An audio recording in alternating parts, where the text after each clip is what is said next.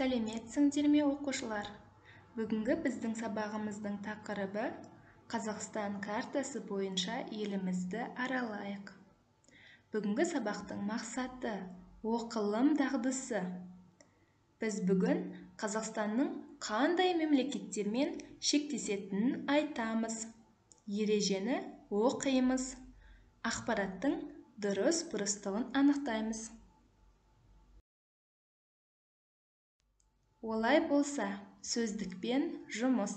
Сөздерді менен кейін қайтала. Шикізат, қазба, кен, кеніш, мәрмәр, қорғасын, жез, еру, жанғыш, құмтас, мырыш,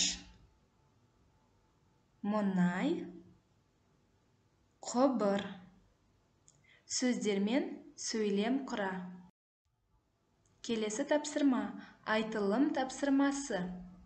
Мына тұрған суреттегі картаны пайдаланып, Қазақстанның қандай мемлекеттермен шектесетінін айт. Мәселен, Қазақстан солтүстік шығысында Ресеймен шектеседі. Осылай жалғастыр.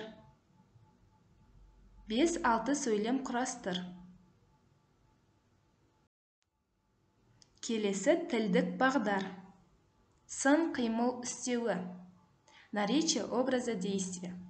Ережені оқып, аудио арқылы жібер. Ережені оқиын.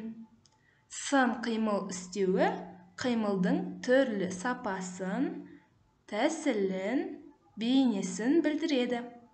Сұрақтары: қалай, қайтып, қалайша, мысалы, тез.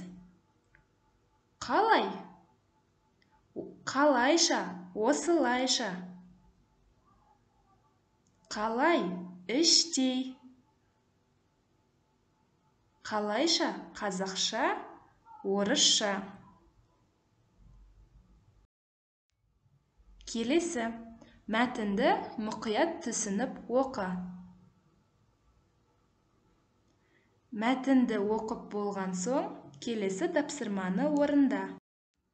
Ақпараттың дұрыс-бұрыстығын анықта. Дұрыс не бұрыс белгісін қой. Оқушылар, осылайша бүгінгі біздің сабағымыз аяқталды. Кері байланыс жасайық. Мен бүгін не білдім сұрағына жауап бер. Сау болыңдар, оқушылар.